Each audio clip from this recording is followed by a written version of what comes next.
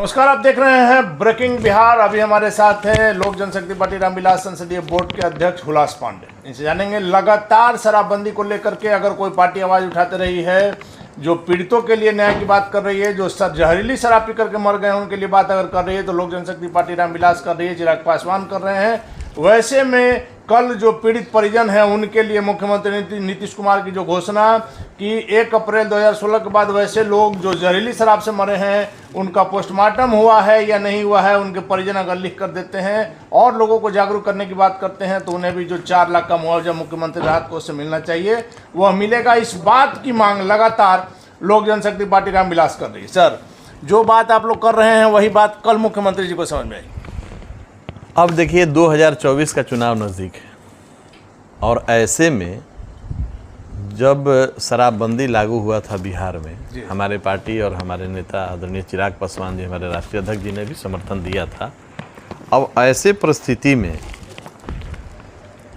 जब मुख्यमंत्री जी के द्वारा ये घोषणा किया जाता है, जिसकी लगातार हम लोगों ने मांग रखी है, जहाँ जहाँ भी जहरीली शराब से मौतें हुई वहाँ पर हमारे पार्टी और हमारे पार्टी के नेता राष्ट्रीय अध्यक्ष आदरणीय चिराग पासवान जी वहाँ पहुँचे। हम लोगों ने पहुँचा, परिवारजनों से मिला, उनके दुख दर्द में हम लोगों ने अपने आप को शामिल किया और लगातार हम लोगों ने ये मांग किया कि कोई अगर शराब पीता है तो शराब पीने वाला दोषी हो सकता है, लेकिन उसके छोटे छोटे बच्चे, उसके घर में बच्चियाँ या उनकी पत्नी या उनके आश्रित, उनका उसमें क्या दोष है जी।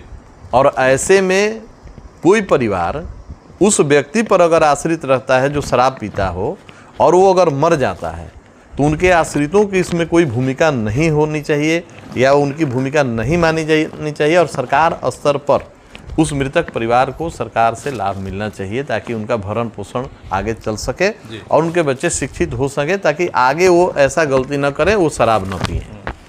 और ऐसे में अब जब चुनाव का समय आया है, 2024 का चुनाव नज़दीक है, आप देख रहे हैं कि जहाँ एक तरफ कवायद हो रही है विरोधी एकता को, विरोधियों को एक करने का, अपने आप को प्रधानमंत्री के रूप में स्थापित करने का, तो इन सबों को देखते हुए आदरणीय मुख्यमंत्री नीतीश कुमार जी ने ये जो घोषणा की है, ये चुनावी को हम चुनाव की रणनीति से जोड़कर देख रहे हैं।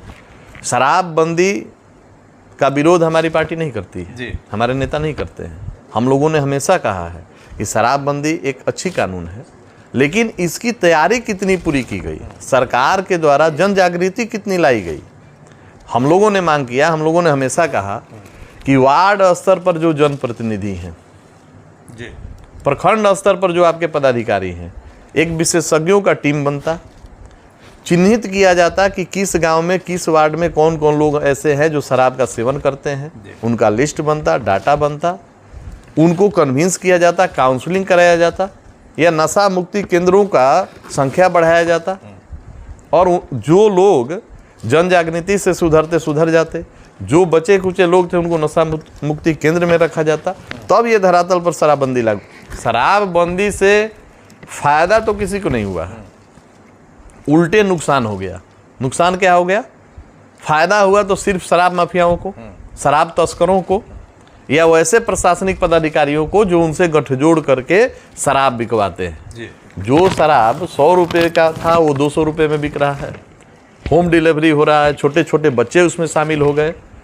100-500 कमाने के चक्कर में अपना भविष्य छोड़कर, किताब कॉपी छोड़कर शराब की बोतलें ढो रहे हैं। और ये सब लोग जानते हैं, सरकार अच्छी तरह जानती है कौन सा ऐसा थाना है, कौन सा ऐसा गांव है जहां शराब नहीं बिकती है, जहां के लोग शराब का सेवन नहीं कर रहे हैं। तो जन जागृति को लाते हुए, नशा मुक्ति केंद्रों को स्थापित करते हुए अगर ये कानून धरातल पर लाया जाता तो शायद शराबबंदी बिहार में सफल होता। अभी तक शराबबंदी बिहार में सफल नहीं है और ये जो मौतें हुई हैं, ये हम लोग इसको मौत नहीं, हत्या के रूप में देखते हैं। अभी जो तत्कालीन जो हुआ है, अब 46 लोगों का मौत हो गया। नरसंहारों की चर्चा बिहार में होती थी, तो क्या जनसंहार से कम है?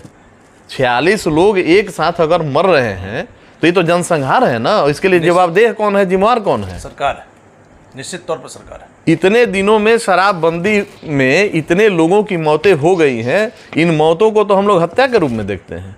आप जन जागृति लाए नहीं, आप नशा मुक्ति केंद्रों को स्थापित कराए नहीं, आप लोगों को काउंसलिंग नहीं कराते हैं। इसके बाद शराबबंदी के नाम पर ढकोसला होता है और आपके सरकारी पदाधिकारी मिलकर शराब तस्करों से अब बिहार में शराब का खेप पहुंचवाते हैं, शराब महंगे दामों में बिकवाते हैं। तो जो गरीब परिवार है वो औने पौने दाम के चक्कर में जहरीली शराब पीने को मजबूर होता है और पीता है और मरता है और उसके परिवार सड़क पर आ जाते हैं।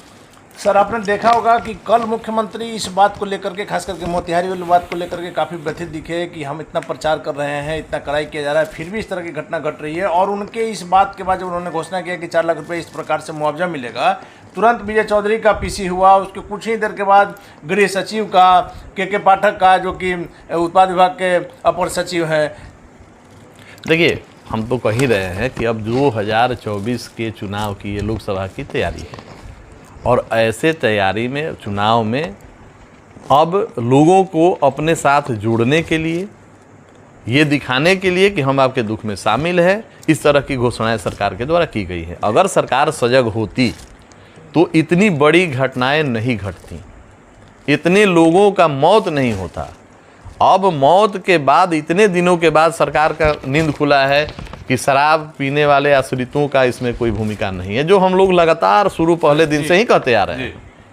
तो ऐसे में सरकार का ये चुनावी सोच है कि भाई अब जो शराब पी के मरेंगे उनको मुआवजा देंगे। तो शराब पी के मरेंगे, मुआवजा देंगे, तो मरेंगे क्यों? मरेंगे क्यों? कैसे जहरीली शराब यहाँ बन रहा है?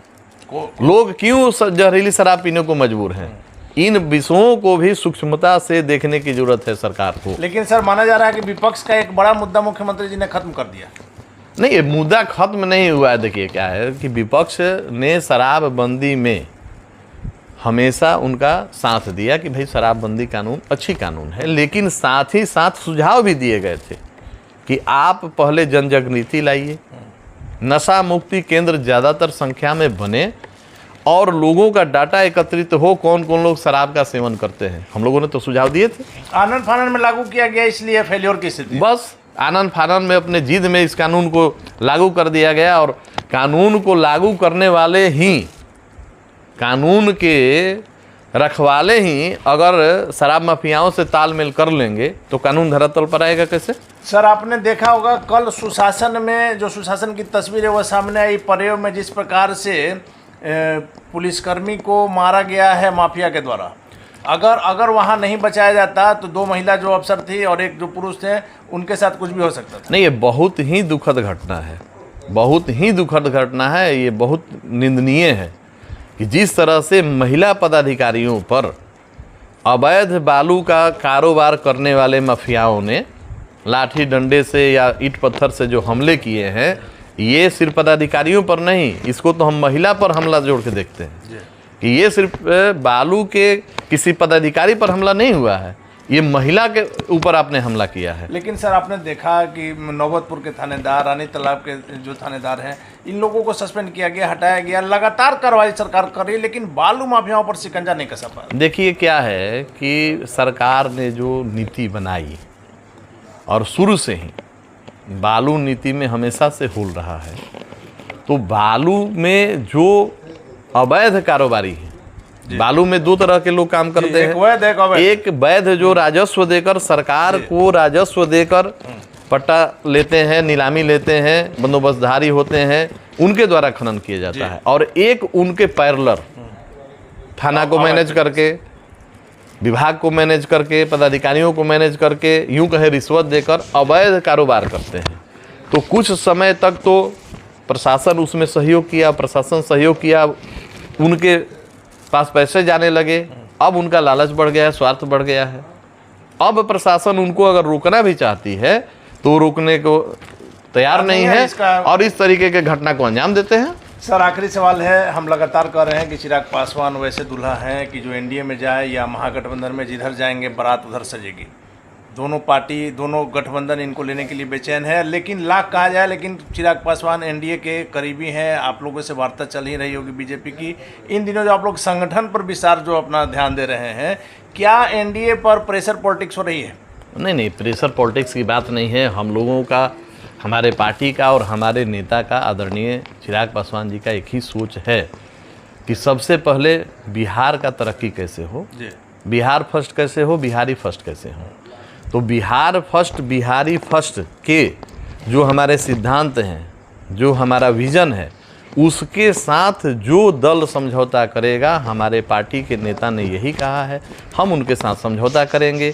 लेकिन ये समझौता चुनावी जो हमारा वर्ष होगा और अंतिम समय में ये गठबंधन तय होगा, लेकिन उसके पहले सभी बिहार के संपूर्ण सीटों पर हमारे संगठन के स्तर पर हमको तैयारी करनी है कि अगर किसी दल से नहीं हो पाया हमारा गठबंधन होता है तो जहां हमारे प्रत्याशी लड़े वहां तो हमको लाभ मिलेगा ही, जहां हमारे गठबंधन के प्रत्याशी भी लड़ेंगे उनको भी हमारे संगठन का लाभ मिलेगा।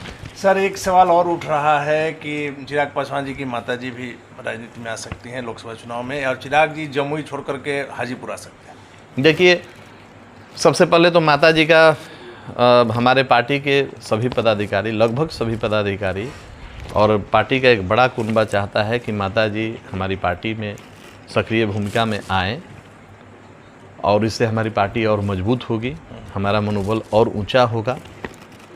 रहा हाजीपुर का बात, तो हाजीपुर की जनता या यूँ कहें वहाँ के मतदाता, हमारे प्रदेश स्तर के पदाधिकारी सभी चाहते हैं कि हाजीपुर जो है हमारे पार्टी के संस्थापक, पद्म भूषण से सम्मानित हमारे नेता स्वर्गीय रामविलास जी का कर्मस्थल रहा है, कार्य क्षेत्र रहा है, और हाजीपुर का नाम पूरे भारत के मानचित्र पर आप अगर देखेंगे तो रामविलास जी से जोड़कर देखा जाता है, और हमारे दिवंगत नेता का नाम भी हाजीपुर से जोड़कर देखा गया है।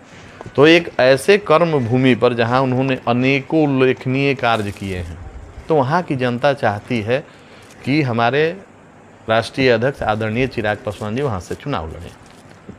ये जनता का मांग है। चलिए, जनता का मांग है। धन्यवाद आपका सर। थे हमारे साथ लोक जनशक्ति पार्टी रामविलास के संसदीय बोर्ड के अध्यक्ष हुलास पांडे जी, जिनका साफ तौर पर कहना है कि शराबबंदी कानून में जो संशोधन मुख्यमंत्री जी किए हैं यह चुनावी हथकंडा है, और साथ ही साथ चिराग पासवान को लेकर के जो बातें उठ रही है हाजीपुर से उनको लड़ने के लिए, इस बात से भी हुलास पांडे ने इनकार नहीं किया है। आगे क्या होगा देखना काफी दिलचस्प होगा। फिलहाल आप बने रहे ब्रेकिंग विभाग से।